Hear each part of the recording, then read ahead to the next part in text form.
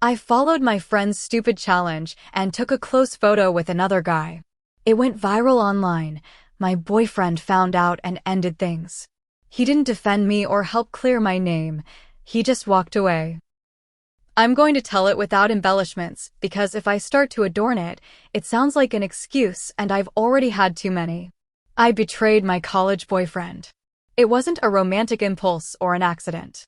It was a game, a stupid dare I accepted to fit in with people who today don't even answer my messages. The worst part is that when I tried to get back with him, he laughed in my face. Not a kind laugh, not a dry laugh, like when someone closes a door and an echo remains on the other side. I'm going to call him Mateo. He studied engineering, was methodical without being rigid, and had the patience of someone who knows how to fix things with a screwdriver and also with silence. I liked his calmness. We met in a writing workshop, ironically, and had been together for a year and 4 months. I lived with 2 roommates in an apartment with thin walls and conflicting schedules. They were the antithesis of Mateo: loud laughter, last-minute plans, stories where no one slept 8 hours straight. They adopted me quickly. I made them coffee, lent them blouses, and in the hallways they introduced me as the Zen engineer's girlfriend. One Friday in September, in the building's common room, the dares began. It was an old dynamic, drawing slips of paper from a jar with challenges written in marker. Post a story singing, call your ex and ask for a book he never lent you. Get someone's number in 5 minutes. At first, they were silly things. Then someone put in new slips of paper, cross a line, break your own myth. It sounded profound, but it wasn't. Let's see, Loretta, said Mad, the one with the perfect nails. Your turn. I drew a slip of paper. It said, challenge your label.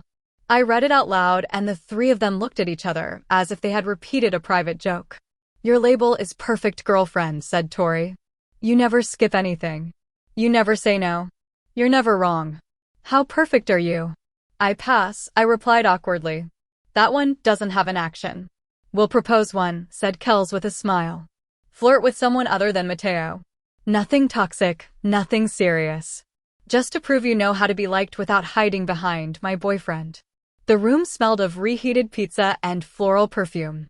There was a group of business majors with a speaker, cheap beer, and the confidence that comes from group laughter. I, with a plastic cup in my hand, nodded like cowards do, those who believe they can control the fire if they light the first match. Just a conversation, I said. That's not cheating. Of course not, Mad lied with such convincing lightness. It's a social challenge. They pointed me to a guy in a denim jacket and an easy smile. I won't say his real name. Evan, let's suppose. He had something competitive in his eyes, as if he had won many small bets. I went and practiced the ridiculous script that movies create. What are you listening to? What do you study? Where do you live? He laughed, answered, asked back. I, nervous and with a soft ego, felt witty. It was nothing I hadn't done before in an elevator or a line, but at that moment, with my friends as the jury, the conversation became a test and what began as controlled flirting became a tightrope I wanted to walk. Do you have a boyfriend? Evan asked directly. Yes, I answered. I adore him. So we're just talking. He smiled. I nodded. We're just talking is one of those euphemisms you use to justify steps you've already taken. We went back to the couch with my friends. They applauded as if I had passed a level in a video game. Checklist, glance, laugh, and Instagram exchange, says Mad, the photo is missing. What photo? I asked. A selfie with him, no kissing or anything. For the carousel of completed dares. It's aesthetic, not moral, added Tori. I wanted to say no. I wanted to. Instead, I raised my phone. Evan came closer, posed naturally. Click. My friends celebrated and someone shouted challenge from the kitchen. There were more slips of paper, more laughter, more music. Back in the apartment, Mad uploaded the carousel. Perfect little squares of people jumping, singing, calling exes. Among them, me and Evan. The text, break your label. Challenge night. The next morning, the algorithm did its thing. It wasn't necessary for Mateo to use social media to find out. His friends do. Is this you? He wrote at noon with a link. I was in line for coffee. I opened the post. I saw my face. I saw his heart react. I felt that contraction that leaves you breathless. I called him. Mateo. I'm sorry. It was stupid. A game in bad taste. It means nothing. Do you want to talk? He asked. His voice was flat. Yes, today, wherever you say. We met outside the library. He was wearing a gray sweatshirt, his hair was messy, and he had that clean look that always disarmed me. I got closer. I went for a hug. He took a step back. Tell me the version where you don't disrespect me, he said. It was a dare, really. Nothing else happened. It was a photo. They just wanted me to show I wasn't perfect. And me? Why do you need to prove something to anyone that compromises what we have? He asked without raising his voice. I didn't think. I can see that, he said, and there was a tense silence filled with the noise of bicycles and leaves. And what if it hadn't been just a photo? I swallowed. It wasn't more, Mateo. I don't need you to swear. He looked at the floor. I just need to understand if I'm dating someone who lets herself be pushed around by a group as if she were a piece of furniture. I'm not a piece of furniture, I retorted, and it sounded defensive. Stupid. See for yourself. He showed me his phone. A mutual friend had cropped the selfie and put it next to a photo of me and Mateo at a barbecue months before. Channel title, Challenge. Comments below, emojis, jokes, questions about an imminent breakup. Nothing cruel, but enough. I hate that. Nothing cruel. That still hurts you in aggregate. I'm going to delete the photo, I said. I'm going to talk to them. Do what you have to do. He put his phone away. But don't do it for me. I'm not your tutor. We're going to be okay. It was then that he laughed. Not out loud. It was a single, short, syncopated laugh, as if my question contained a joke I wasn't getting. I don't know, Laura. I'm not your damage supervisor. I'm not a crisis committee. We can talk tonight, I insisted. No, he said, already walking away. I've already heard what I needed to hear. I stood there with a cold coffee and shame stitching my chest from the inside. That night, Mad said we were overreacting, that no one would remember in a week. Tori swore she would upload a new carousel with other things to bury the old one. Kels told me that I always romanticized stability and that it was okay to be a little chaotic. I'm not chaotic, I replied. I'm an idiot. Not that either, Mad murmured. You just lack practice in not apologizing for existing. I had never disagreed more, and yet I nodded. Because there was my Achilles heel, wanting them to like me. The next day, Mateo didn't answer my messages. He didn't leave me on read. He didn't even open them. I wrote to his best friend, Nico. Is he okay? I asked. He is, he answered. Don't ask me to mediate. I'm not asking you to mediate, just to tell me if I can see him. Anyone can see him. Whether he wants to is another thing. I showed up at his lab practicals at the end of the afternoon. He didn't let me in. An assistant told me he was busy. I sat in the hallway with my back against the wall. After 40 minutes, he came out. He saw me. He didn't stop. Mateo, I said, getting up. Forgive me. You're not in a confessional, he answered and kept walking. I followed him. I'm human. I made a mistake. You're human. You made a mistake. And now you're responsible, he said, already at the door. That's not a tragedy, it's a consequence. We can sit down and talk like adults. You just turned us into a common room topic, he said. There's not much adult to rescue here. His serenity made me feel like a child in borrowed clothes. I wanted to cry. I didn't, out of useless pride. I walked back home. My friends had bought ice cream. It's what people who don't want to look at the fire do. They bring desserts.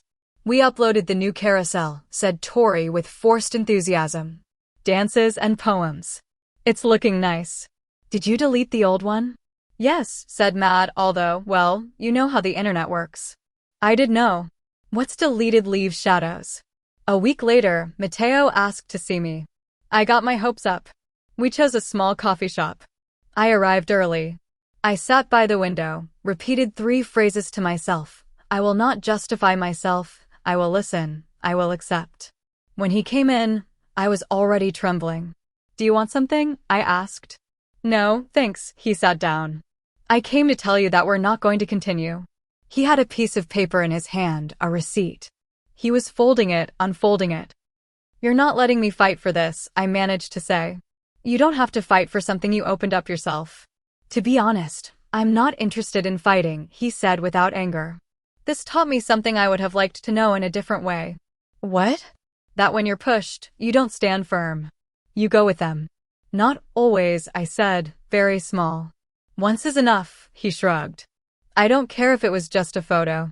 I don't have the time or the appetite to become the guardian of your boundaries. Someone who loves you can accompany you. They can't tie you down." He held my gaze for a second that felt long. I wanted to get up, ask him to touch my arm, to tell me it's okay. Instead, he took a deep breath. He put the paper away. "I'm going to say it in the simplest way," he added. "I don't want this, and I don't want the people around you when you do this. They don't love you, they use you." "I know," I said, and hated hearing myself admit it late. "Then take care of yourself," he concluded. He stood up. I didn't follow him. Outside, before crossing the street, he stopped and laughed again, that brief laugh. It wasn't out of cruelty, it was out of disbelief. As if he were thinking, how did we get here? That night in the apartment there was the silence of a teenage funeral. Mad offered margaritas. Tori told me Mateo was excessive.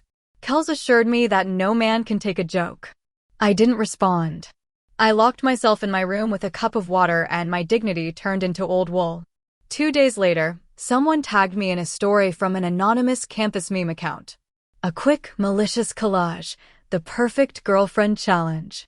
My selfie with Evan, a frame of me hugging Mateo from months ago, a trash sticker, a text, "Perfection is boring."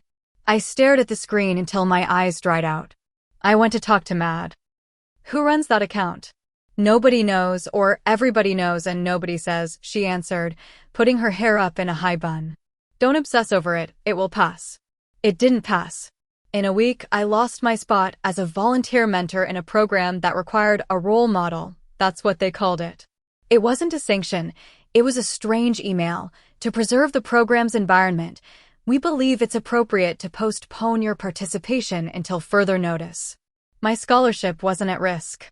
That part was objective, but the debate club stopped inviting me to mock trials.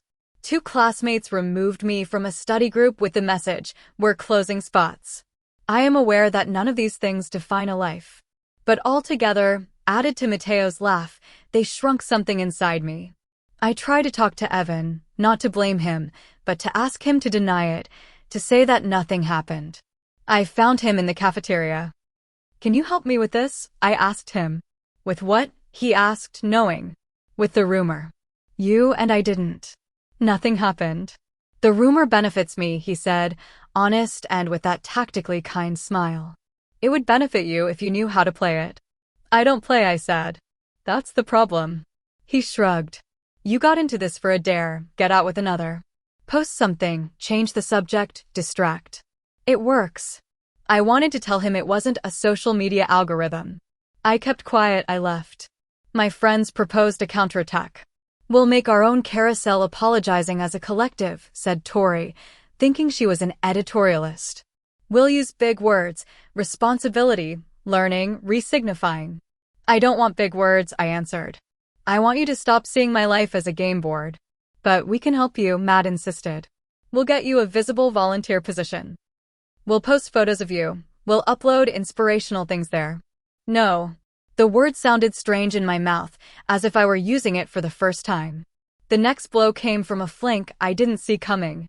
A professor from my seminar, the one who had promised me a letter for an internship, asked to talk. "I saw the anonymous account," she said bluntly.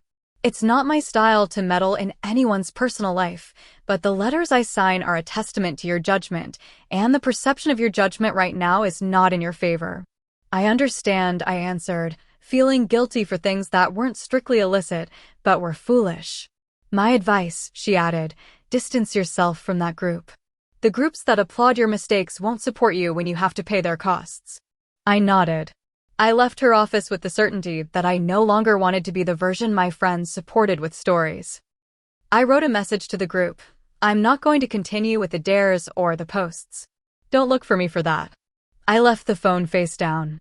Within minutes, replies started coming in. Mad, are you mad? Tori, this was going to happen to you anyway. Mateo is not for you. Kels, drama. Make yourself some tea. I didn't respond. I did both things, tea and silence. That night I got an email from Mateo. The subject said documents. I thought maybe he wanted to return a sweater or a book. I opened it. There was an attached file, a PDF with screenshots of my posts and the anonymous account. There was no text in the email, except for one line, in case you need them to explain yourself. It didn't sound like a threat, it sounded like closure. It was as if you were telling me, your version doesn't matter to me anymore, but maybe it will help you to sort it out for others. I cried not because I thought he was attacking me. I cried because I understood that his form of revenge, if it was that, was to not participate in my drama for another second. I tried to see him again. I found him outside the gym. He was with Nico. I caught up to them. Mateo, I said. I just want a conversation where I don't end up feeling like a meme. That doesn't depend on me, he answered. It depends on you letting go of your cheerleaders. They're not my cheerleaders anymore. It hardly shows, he said, kind and cruel for telling the truth. Is there anything I can do so that you and I? No, he replied without drama. I already told you I don't want this. Did you laugh when I told you I wanted to fix it? I asked, childishly, looking for a crack to thread a needle through. I laughed because you called it fixing, as if I were a battered piece of furniture, he said. I'm not an object for your repair practices. I stood still. Nico looked at him, then at me. He said, see you later. And he left. Mateo followed him. I held onto the railing to avoid the spectacle of fainting from shame. A month passed. My grades remained good because notebooks don't care about gossip, but the rest eroded. I stopped going to the common room. I stopped opening Instagram. I started waking up early to avoid running into people in the kitchen. My friends brought other people to the apartment and the house became alien to me. They laughed at other things with other voices. They repeated the jar of dares with other labels. I was the ghost who crosses the hallway with a towel on her head and a bowl of cereal at 10 at night. One afternoon, Lena, the RA from my floor, came looking for me. She was carrying a folder.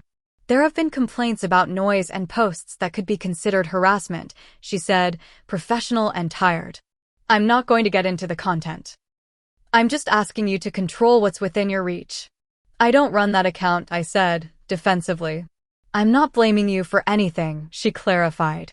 I'm just letting you know that in this building, everything reverberates. If you need to move rooms, I can see what can be done. I'm fine, I lied. You're not, she replied without paternalism. You have the face of someone who is waiting for the wind to blow in another direction. It doesn't blow on its own. I nodded. That night I packed my things in boxes with no real plan, no concrete move. I fell asleep on a pile of sweaters. I saw Evan again at a Halloween party. He was dressed as a pilot. He gestured to me from the bar. Did you follow my advice? He asked when I got closer. Which of all the bad ones? The one about distracting. You don't post much. He laughed. I got tired of the circus, I said. The circus usually gets tired of you first, he said with the wisdom of someone who never pays for tickets. But anyway, did you know Mateo is with someone? I choked on the air. I don't care, I replied, although I did care, although the phrase scraped my mouth. He's doing well, he added. He has a project with a professor. He's traveling next semester. I went to the bathroom to breathe, not because Mateo is with someone was a crime, but because I was still measuring the weather by his temperature. I looked at myself in the mirror. I didn't like what I saw, not because of my face, but because of the person who was still looking for cameras where there were none. The next morning, I made a decision that was long overdue. I moved out of the apartment. I found a sublet room on a floor with 2 international students who ignored me politely. I made a list of places where I had to put myself back together: the seminar professor, the debate club, the mentoring program. In each one, I asked for a chance to start over without marketing. With the professor, it was simple. I'm not promising you anything, she said. But seeing consistency helps. With the club, it was fair. You're not a strategic issue, Laura. We just don't want noise. Come back and participate, but without accessories. With the mentoring program, it was human. We'll be waiting for you next cycle, they said. In the meantime, If you want to help with administrative tasks, we'll take you. I accepted. I went back to the library. I went back to class. I went back to writing without selfies, and yet, the echo of the dare remained. In every hallway, someone still whispered challenge. It wasn't hatred, it was comedy. And comedy sticks. One day I was leaving the study room when I saw Mateo on the stairs. He was talking with a girl I didn't know. They were laughing. It wasn't a dagger, it was a confirmation. He saw me. His expression was neutral, like you greet someone you did a class project with years ago. "Hello," he said politely. "Hello," I said with my voice in its place. The girl smiled at me out of politeness. They went down. There was nothing more. I went up. I sat at an empty table, opened my laptop. I wrote the title of a new document, How I Became a Dare. I wrote it for myself, not to upload it. I wanted to lay out the pieces there, one by one, without editorialists around. I started from the beginning. The jar, the slips of paper, the photo, the laugh. I wrote in short sentences, like someone taking notes on an accident. I didn't know yet, although I was beginning to suspect it, that the real cost hadn't arrived, that what I experienced on campus was just a trailer, that the dare was going to leave the perimeter and follow me to interviews, to emails, to calls. That ruin doesn't always sound like bankruptcy, that sometimes it sounds like, thank you for your participation 6 times in a row, that Evan was going to try to get close again when the wind changed, and that my friends, the ones with the jar, were going to recycle the format with me gone as if I had been just another season. But that's another part. And I'm going to tell it. Because if I learned anything, it's that there's no story without consequences, and mine were still taking shape when Mateo laughed for the last time. It wasn't immediate. Big problems rarely arrive all at once. First they leave crumbs and you decide if you follow them. I followed them out of inertia and pride. First came the thank you for your interest. It was from an organization where they had already told me, your profile is a perfect fit. A clean interview, 2 rounds. A practical case well resolved. At the end, a smile from the recruiter. I'll write to you on Friday. Friday came with a different email. Before moving forward, we need clarity on your digital presence. Attached file. I opened it. It was a PDF with screenshots, the dare selfie, the collage from the anonymous account, loose comments. Below a line, this material was sent to us confidentially. I replied with a precise text, without embellishments, that it had been a night of idiocies, that there was no sexual infidelity, that I regretted it, that I had cut ties with that group. I asked for the opportunity to explain on a call. They answered with silence. 5 days later, we have decided not to continue. The same pattern repeated 2 more times. Different logos, the same attachment. I started to wonder who was forwarding the collage. It wasn't an algorithm, it was a person. I got tired of guessing and asked for coffee with someone I no longer wanted to owe anything to. Nico met me in a discreet place, as if we were going to make a contraband exchange. Did you get the PDF too? I asked him without preamble. I don't recruit anyone, he said, and then lowered his voice. But I know it exists. Who's sending it around? They shared it in an engineering chat group at the beginning, he said, like someone who has to remove a band-aid slowly.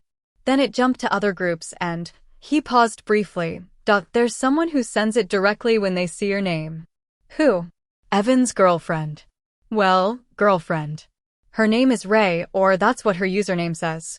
I stared at my cup. Evan's girlfriend. In some logical corner of my head, it made sense. She had been betrayed too. I wasn't part of their agreement, but I was part of the damage. How do you know? Because a friend showed me an email where the sender was Rayar, from a normal domain. Sometimes they're not that careful, he said. And because Mateo knows. Mateo helped sort out dates and evidence when this started to get out of control, he added. He got tired of the joke being on him. I'm not telling you this so you go looking for her. I'm telling you so you're not surprised if her name appears on a witness list. Witnesses. The word landed heavily on me. Witnesses of what? Of the anonymous account thing. There's an open proceeding. Someone complained about harassment. They're pulling at the thread. And what does Mateo have to do with? with the fact that he's not going to let something pass that turned you into a meme and him into a footnote. He's not out to ruin your life. He's out to have it on record, he said. For him, that's justice, and for others, it's also revenge. I didn't ask for more. I thanked him. I went for a long walk. That kind of walk that doesn't make you thin or solve anything, but it gives your head a blank space. The official summons arrived a week later. Subject: meeting to review online conduct and student climate, signed by the Student Affairs Office. Several people were there. The RA Lena, a lawyer, a psychologist, a professor acting as a guarantor, and an email with the same invitation sent to Evan, Tori, and Mad. A copy was sent to Mateo, and a copy to Rayar, as an interested party. I didn't sleep the night before. I went to that room with cardboard stone walls and an air conditioner that dampens and fixes everything. Upon entering, I saw Evan first, clean shoes, a small smile, a disguise of respectability. Next to him, a thin girl, hair tied back, firm eyes, Ray. She didn't know me. She had my name printed on a file. Tori and Matt arrived late, not looking at each other, with that lazy guilt of someone who knows their part is ugly, but might get away with it. Mateo was already there. He gave me a brief nod. "Thank you for coming," said the lawyer. "This is an informational and listening meeting. There is no sanction beforehand. We are going to review an incident, the creation and dissemination of anonymous content that has exposed several students. There are also mentions of a dare with behaviors that cross personal boundaries." The word behaviors burned my ears. I nodded. Evan too. "I want to start with this," said Ray. She had a slight accent. "This is a chat thread where Evan boasts about the night of dares and brags about winning a photo from another guy's girlfriend." She passed the phone to the lawyer. "Evan didn't defend himself with arguments. He defended himself with a gesture. He made a 'we all make jokes' face." Ray didn't look at him. "I also have this," she said. Screenshots of the anonymous account.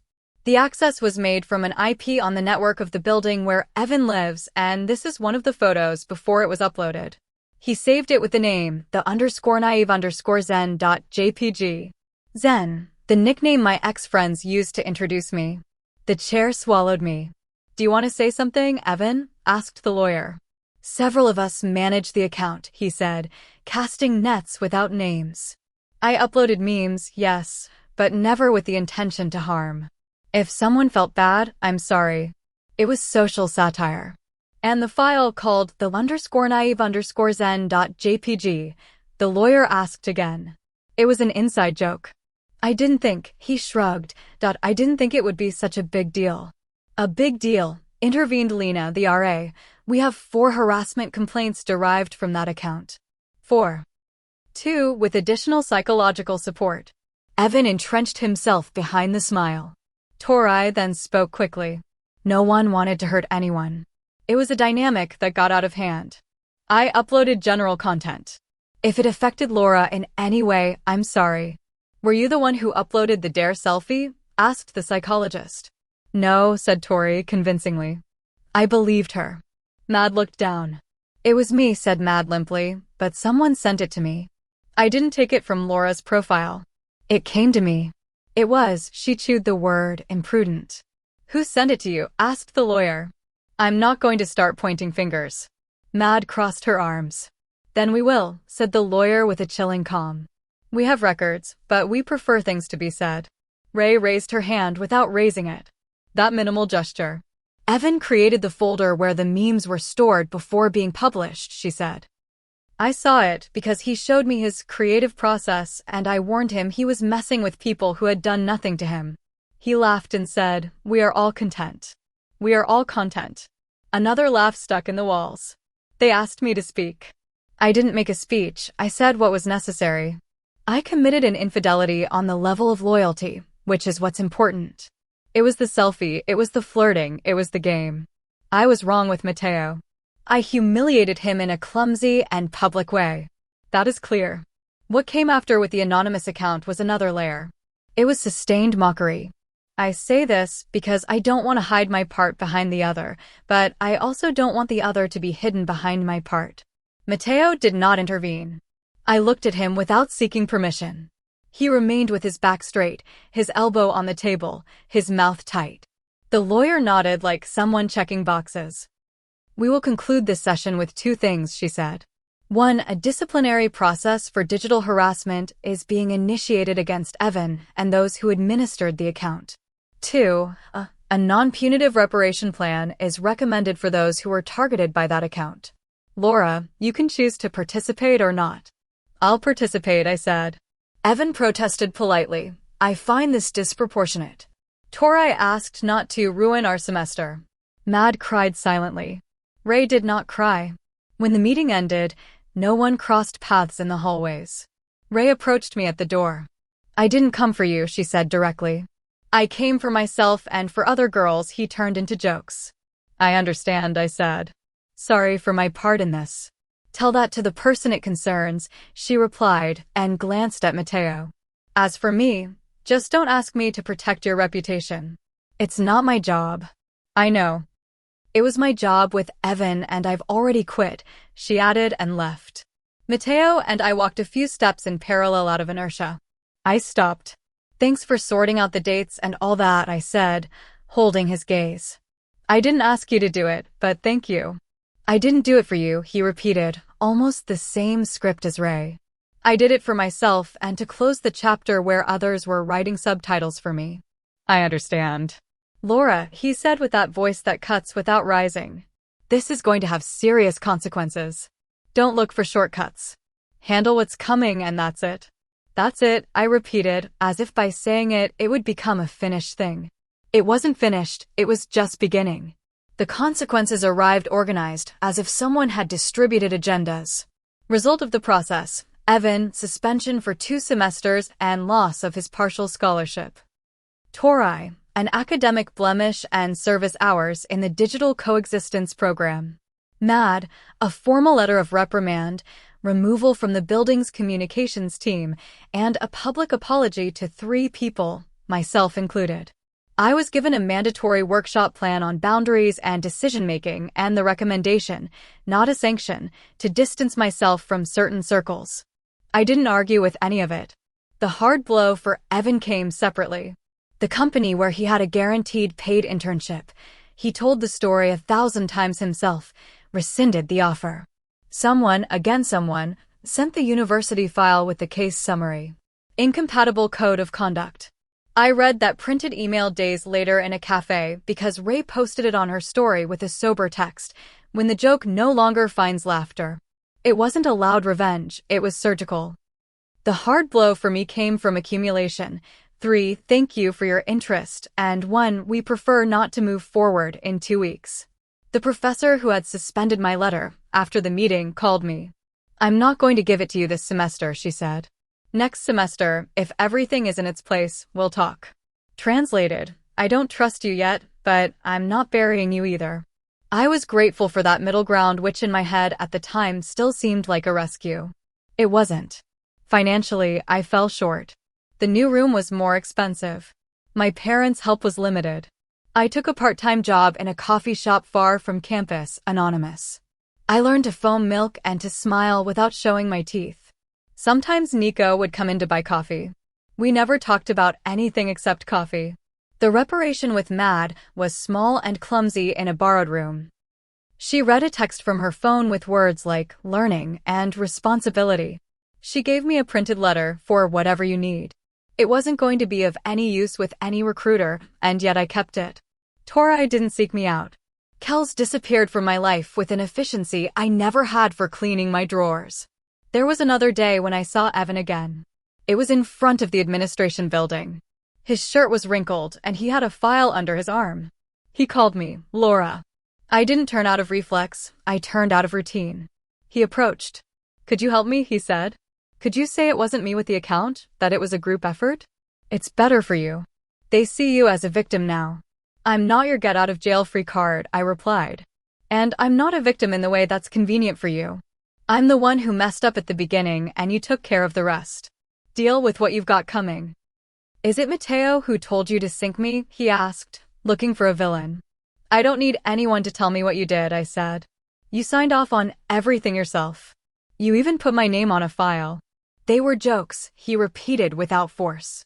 Your jokes left me without an internship and left others sleepless, I replied and walked away. He didn't follow me.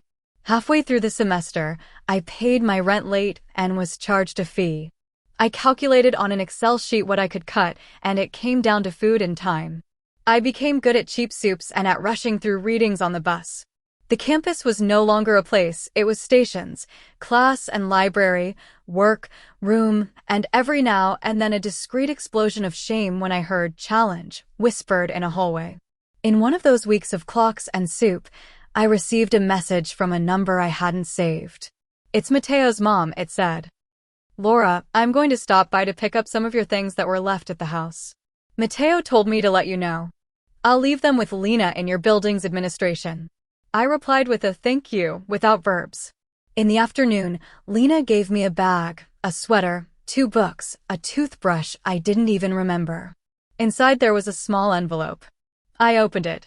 A post-it note. It read, I'm not a damaged supervisor. I read it standing in the hallway. I deserved it. I kept it between the books like someone filing a case. The missing piece to close the circle arrived in the form of an email again. Subject, availability for interview. I had applied on the insistence of my professor to a small research program without so many eyes on it. The interview was conducted by a coordinator with a pleasant, wooden voice.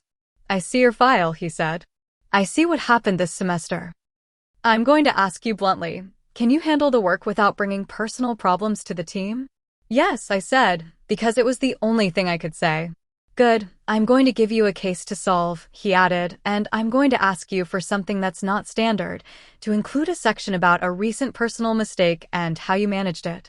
No literature, pure process. That I knew how to do. I wrote it without metaphors, decision, triggers, consequences, boundaries, actions taken, what I would do differently, what I can guarantee and what I cannot. I sent it to him. 3 days later, they offered me the position. Few hours, modest pay, real work. There they didn't ask me for selfies, or be your own influencer, or live your best story. They asked me for charts, citations, method. It was the only space that didn't care about the noise, but it was small. I didn't see it as a flash of brilliance. I saw it as a life raft the size of a glass. Around that same time, Ray wrote to me directly for the first time. It wasn't a long message. I'm sending you this, she said. It was a screenshot, an email where Evan was begging for his scholarship back. Below, the response, final and non-appealable decision. Ray added, in case it helps to know that it does end sometimes. I didn't know what to reply that wasn't petty.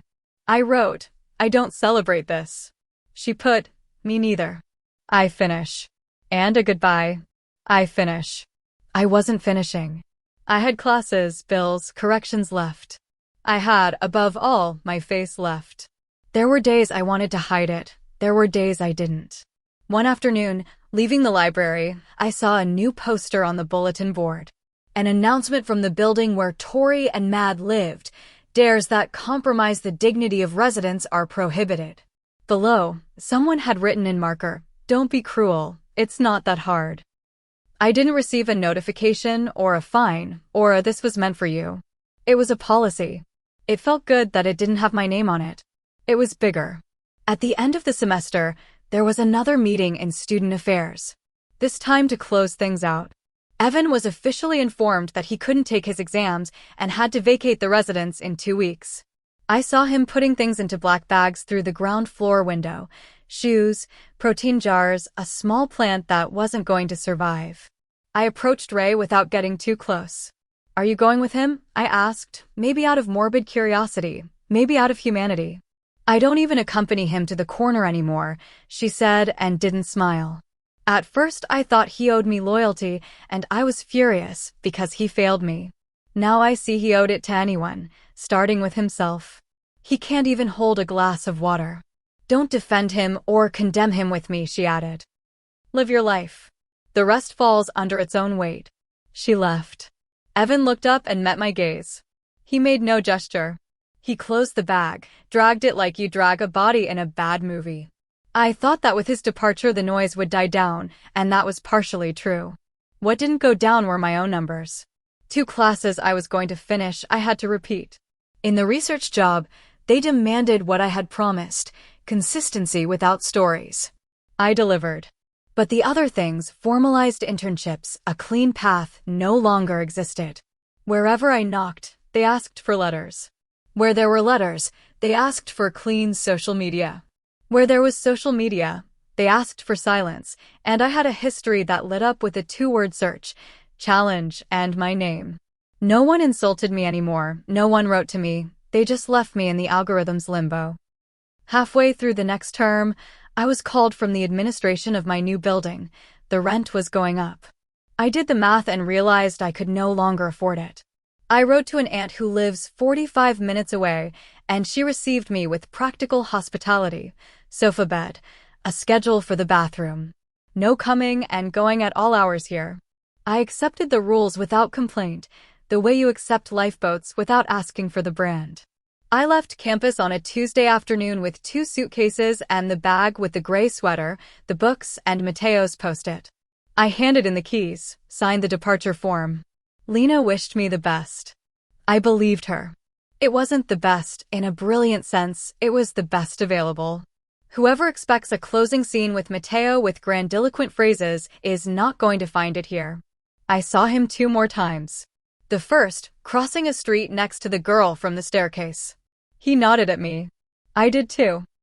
The second, in a hallway of his faculty's building. He had a project map pinned to a board. He was looking at someone I supposed was his advisor. He saw me out of the corner of his eye and continued with his business. There was no contempt. There was life. His revenge was that, to live and not lend me scaffolding or hold up my facade when it came down on me. Cold, yes, effective too. He left me alone with the debris that I myself released when I accepted a slip of paper with a stupid dare. Evan fell harder, and not because of me. A first-year student reported him for publishing a photo of her without permission on the same anonymous account some time before. With the case already open, the university had no problem merging the files. He tried to defend himself with technicalities. He crashed against procedures. There was no jail, no headlines. There was a paper that said indefinite suspension. There was a family coming with boxes and a silence in the chats where there used to be jokes. There was, I was told, a job offer in telemarketing. I don't know if he took it. I didn't care to know. Torre moved to another building and left the dares in a drawer or with other people. Mad changed her account to private and started posting photos of plants and recipes. Kels disappeared completely. No one apologized to me again. No one insulted me again. It's strange when they fit together. No one apologized and no one insulted. I still need to say how my story ended, because this is my story and I'm supposed to be the one to close it. I'm not going to embellish it. I finished the semester from my aunt's sofa bed with 2 bus trips a day and a thermos I refilled at the library's bathroom fountain. I graduated late, without an official internship, with an honest but lackluster research job. At the ceremony, when they named the graduates with honors and outstanding careers, my name was not there, Mateo's was. I applauded from the seat I was assigned. I didn't approach him to say hello. It wasn't necessary. I looked for a job with the clumsiness that comes from being in a hurry. In every interview, the digital footprint section floated like an invisible subtitle. In a couple they didn't mention it, in one they asked directly. I had to tell it again, each time with less literature. I was accepted for a gray position in an office no one Googles, with one of those contracts that teach you to be grateful for being paid on time. There's no glamour in that. There's survival. With Evan, I spoke no more. A friend of a friend said he moved to another city to start from scratch. I don't know, I didn't look him up. The last I heard of Ray was a story where she posted photos of a workshop for women learning to code. Among the attendees, 2 girls I recognized from campus. I wrote, "That's great," and didn't send it. In my room now, with cream-colored walls and a fan that trembles, there is a box with papers I'm not going to throw away. The thank you for your interest letters, the notification from Student Affairs that I'm not a damaged supervisor, post-it, Mad's letter. I also kept the document I started writing that time in the library, how I became a dare. I opened it a few days ago to see if it made sense to finish it. It wasn't finished by a grand moral, it was finished by a list. I accepted the jar. I put myself on stage. I gave the selfie. They made the account. I didn't know how to stop in time. Mateo didn't support me. No one had to. Evan paid his price. I'm still paying mine. It has no poetry, it has checkboxes. That's enough for me. The revenge. If anyone wants to see it in neon lights, Evan was kicked out of the game that mattered most to him. He was taken off the stage he bragged about. Ray turned her back on him without shouting and closed the door in his face, and his jokes became files. As for me, they did what sometimes works better than an insult. They took away my places, they closed doors on me, they left me out of the applause and the carousel. Mateo didn't insult me, didn't humiliate me in public, didn't dedicate an indignant thread to me. He denied me the privilege of believing that everything can be fixed and you just cry prettily and promise more. There's no fluff in that. There's concrete. One night I passed by the building where the jar started. They had an open dumpster with cardboard scraps, bottles, a broken lamp. On top, the jar, the same one or an identical one, upside down with damp papers stuck to the glass. They didn't even pick it up to wash it. I took a picture of it and didn't upload it anywhere. I didn't need any more audience. I walked back to the bus. I got to my room. I set the alarm to wake up early and catch the first ride. I went to bed. There was no long reflection or redemption. I fell asleep with the feeling of having told something that belongs in a forum, yes, but that is also an inventory. If anyone reads this and expects a miracle, they've got the wrong story. I betrayed. They took revenge. I had to face it. I ended up here. And here is not the brilliant end. It's the place where a smaller, slower life goes on without hashtags or carousels, with debts, with fewer friends, with more silence. That's all.